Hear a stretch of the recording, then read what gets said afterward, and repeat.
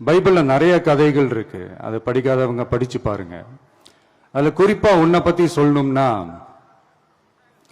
ஒரு இளைஞனுக்கு எதிரா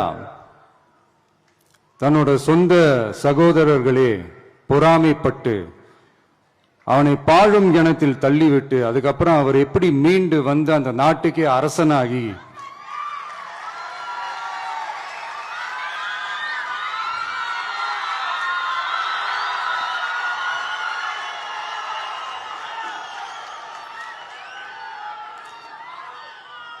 அந்த நாட்டுக்கே அரசனாகி